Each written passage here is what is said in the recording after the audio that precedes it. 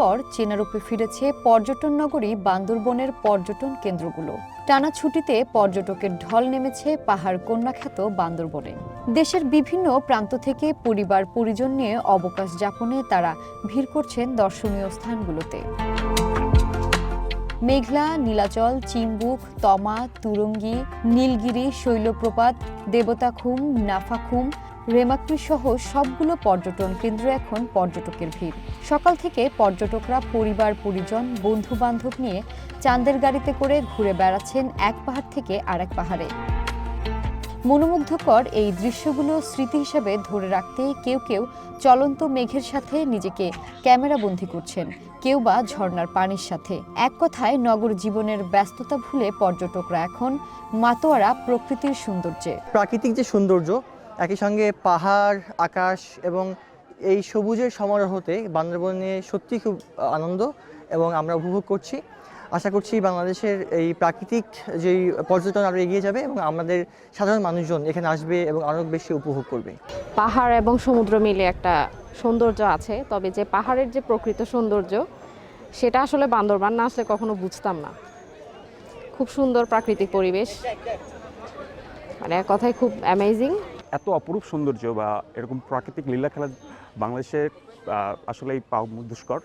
তবে আসলে চারপাশে কুয়াশার কারণে আমরা ভালোভাবে অতটুকু সৌন্দর্য উপভোগ করতে পারতেছি না, কিন্তু খুবই আসলে আনন্দময় একটা সময় কাটতেছে আমাদের এখানে এসে। যান্ত্রিক কোলাহল ছেড়ে আমরা অনেক দূরে এসেছি। এখানে প্রাকৃতিক পরিবেশটা খুবই চমৎকার, রৌদ্রোজ্জ্বল একটা আলোকিত দিন, আমাদের খুবই ভালো লাগছে। সবসময় যান্ত্রিক কোলাহলের মধ্যে থাকি আমরা, এখানে চারপাশে প্রাকৃতিক মনোরম পরিবেশটা খুবই ভালো লাগছে, আমাদের বাচ্চারাও খুবই এনজয় করছে। এক কথায় নগর জীবনের ব্যস্ততা ভুলে পর্যটকরা এখন মাতোয়ারা প্রাকৃতিক সৌন্দর্যে। তবে ছুটিতে বেড়াতে আসা পর্যটকরা যাতে নিরাপদে নির্বিঘ্নে পর্যটন কেন্দ্রগুলোতে ঘুরতে পারেন, সেজন্য নানা পদক্ষেপ নেওয়ার কথা বলছে ট্যুরিস্ট পুলিশ।